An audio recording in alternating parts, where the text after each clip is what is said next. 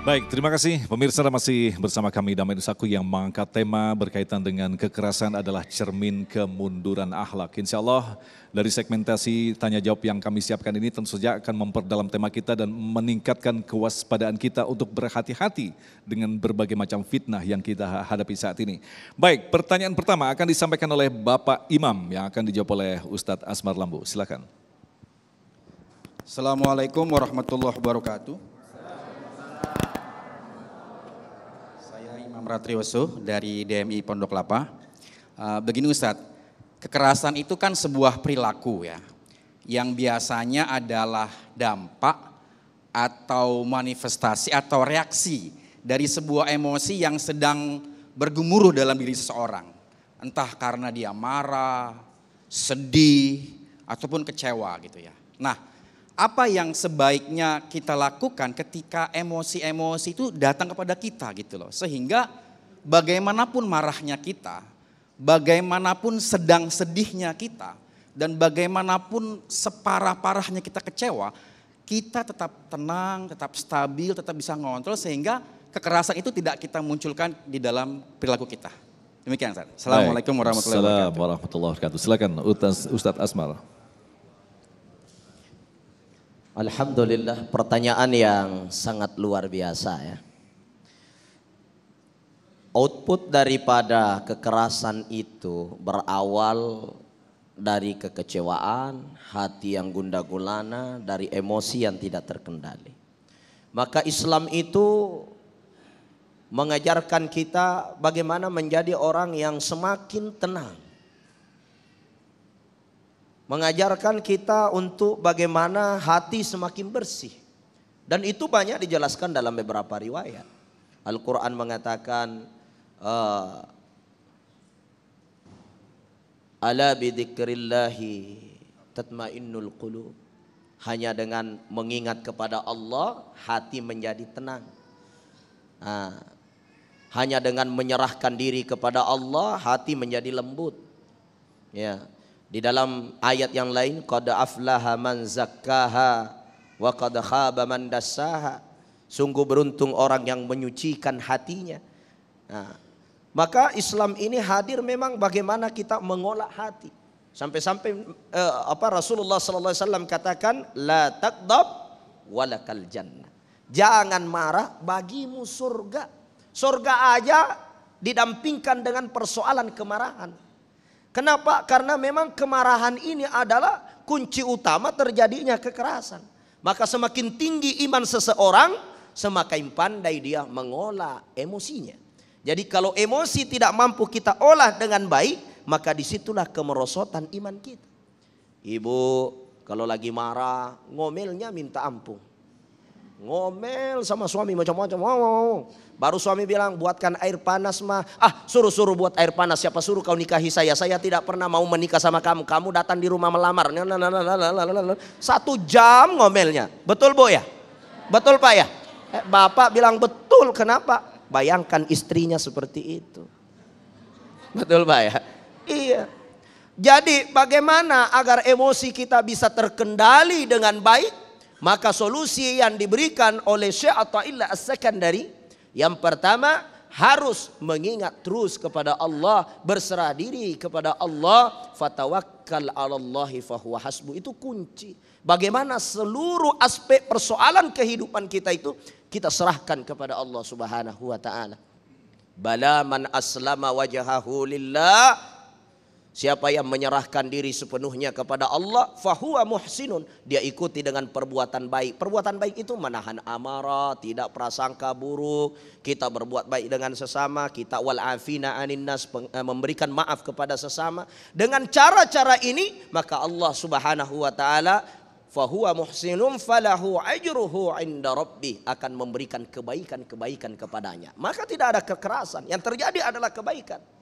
wala khaufun alaihim wala hum yahzanun. Maka di hatinya tidak akan ada lagi rasa takut dan tidak ada lagi rasa sedih. Kenapa? Konsepnya balaman aslam. Dia menyerahkan dirinya sepenuhnya kepada Allah Subhanahu wa taala. Jadi itu konsepnya. Serahkan diri kepada Allah, apapun problematik kehidupan kita, maka itu akan membuat emosi kita akan terkontrol dengan baik. Cara yang lain, Rasulullah ngajarin kita ketika marah langsung ambil wudhu.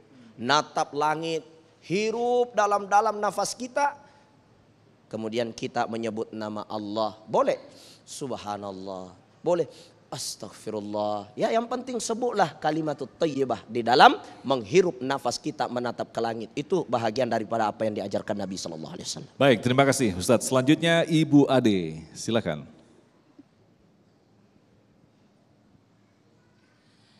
Assalamualaikum warahmatullahi wabarakatuh. Waalaikumsalam warahmatullahi wabarakatuh. Nama saya Ade Rohmani dari Majelis Taklim Anisa atau PKK RW 03 Kelurahan Pondok Kelapa.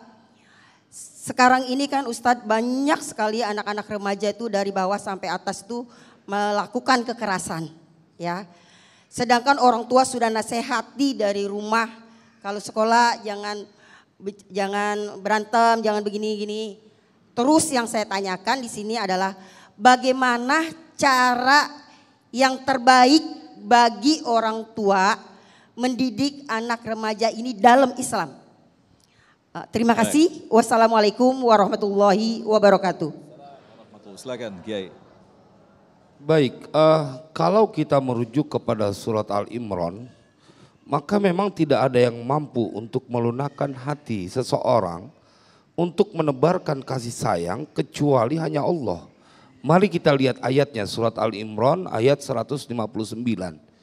Fabima rahmatim minallahi linta lahum walau kunta faddan ghalidhal qalbi lam faddu min haulik fa'fu anhum wastaghfir lahum wasyawirhum fil amr.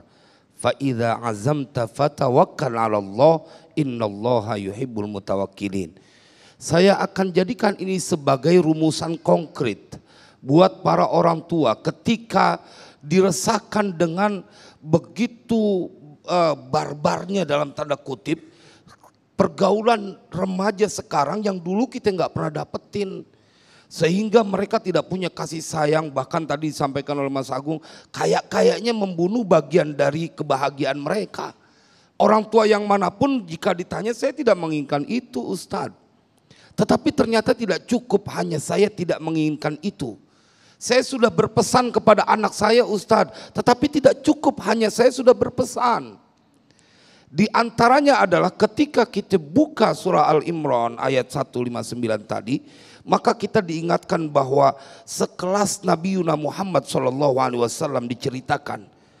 Maka dengan rahmat Allah, dengan sebab rahmat Allah, fabima rahmatim minallahi lintalahum, hatimu menjadi lembut kepada mereka. Walau kunta faddan ghalidhal qalbi lan faddu min haulik.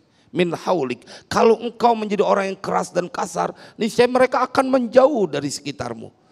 Maka jamaah sekalian berbahagia, dari sini ada sebuah rumusan yang tidak bakal gagal. Bila engkau menginginkan anakmu terselamatkan, sama seperti tadi saya bilang, dilepas dimanapun, dalam keadaan barbar seperti apapun, bila anakmu sudah kau bekali dengan sebuah penjagaan dari Allah, mereka tidak akan pernah terganggu dengan dimanapun mereka berada. Yang ada hanya pandangan kasih sayang. Bagaimana caranya? Ajarkan kasih sayang itu bukan hanya secara verbal, tetapi kau contohkan. Seorang ayah kemudian menunjukkan kasih sayang kepada anaknya. Kadang-kadang sekarang begini, orang tua merasa cukup, yang penting uang buat sekolah, buat jajan udah ada. Ente lupa untuk melakukan, kalau bahasanya Mas Agung, personal touching. Jadi perlu kita mengajak berbicara kepada anak kita. Kita siapkan waktu kepada anak kita. Kita nasihatin, nak, jangan berlaku kasar. Jangan jadi pendendam. Jangan menjadi orang yang tidak suka memaafkan. Kalau ente mikirin dosa ente juga lebih banyak. Dosamu lebih banyak, nak, dibanding dengan dosa orang lain berbuat kesalahan kepadamu. Tapi Allah masih maafin. Jadilah pemaaf. Lihat, fa'fu anhum wastaghfir lahum. Nabi diajarin oleh Allah Addabani Rabbi, Allah mengajarkan aku. Jamaah, karena itulah kemudian Nabi dipuji, wa innaka la'ala khuluqin azim. Maka jawaban konkretnya adalah jangan sepelekan masalah doa. Bungkus anakmu dengan doa. Setiap mereka keluar tidak cukup hanya pesan, tetapi titip kepada Allah, ya Allah berikan penjagaanmu untuk anak kami. Itu yang dilakukan oleh ibunya Maryam. Padahal anak kecil, anak yang dia minta penjagaan dari Allah belum sekolah di STM, belum sekolah di SMA.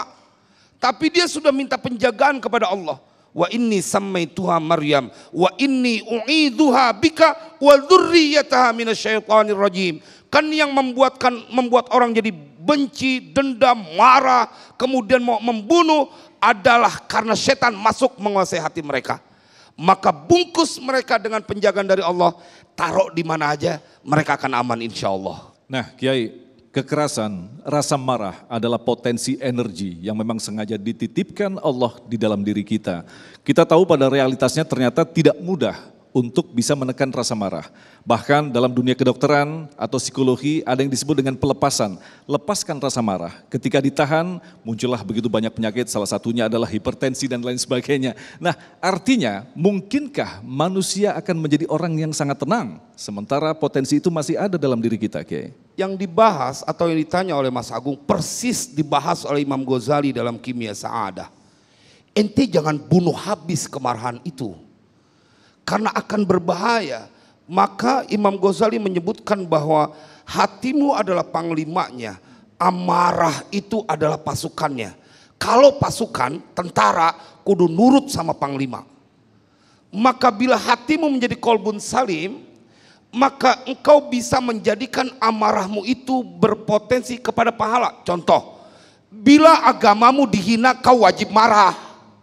Jangan kau bunuh habis marahmu. Jiwa pemarahmu harus kau timbulkan. Saat kau punya keluarga diusik oleh orang lain yang akan mengancam mereka, kau jadi suami melindungi istri dan anak-anakmu. Jangan kau hilangkan amarahmu, tapi gunakan amarahmu di waktu yang tepat. Maka itu di dalam Al-Quran Allah ceritakan mereka yang pernah berhaji pernah mendapatkan langsung pelajaran dari Allah. Al-hajju asyurum ma'lumat. Faman farada fihinna al-hajja fala rafatha wala fusuqa wala jidala fil hajj. Diajarkan langsung oleh Allah.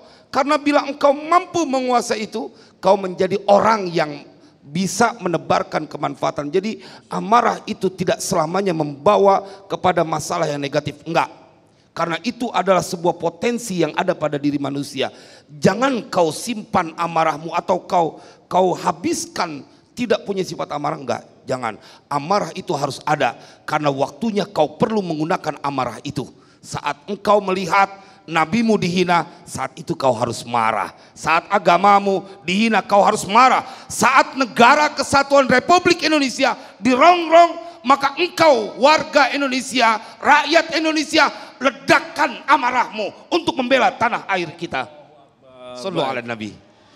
Luar biasa sekali. Baik, selanjutnya kami persilakan kepada Bapak Abdul Rahman. Mic-nya mungkin bisa di-share. Oh sudah, baik silakan. Bismillahirrahmanirrahim. Assalamualaikum warahmatullahi wabarakatuh. Perkenalkan, nama saya Abdul Rahman dari LMK Lembaga Musyawarah Kelurahan Pondok Kelapa di RW 3. Yang ingin saya tanyakan Ustadz, kekerasan itu kan terbagi dua, antara kekerasan fisik dan kekerasan verbal. Kita tahu ya beberapa berita terakhir ada seorang ibu yang dengan tega ya meracuni anak-anaknya dikarenakan kekerasan verbal yang mungkin dilakukan oleh orang-orang terdekatnya. Ya. Kemudian bagaimana cara kita mensikapi hal-hal tersebut? Terima kasih Ustaz. Assalamualaikum warahmatullahi wabarakatuh. Waalaikumsalam warahmatullahi wabarakatuh. Tahan dulu Ustaz, kita akan jawab selepas pesan-pesan berikut ini. Damai Nusa yang dibersamakan oleh Sarung Wadimor, tentu sarung kita.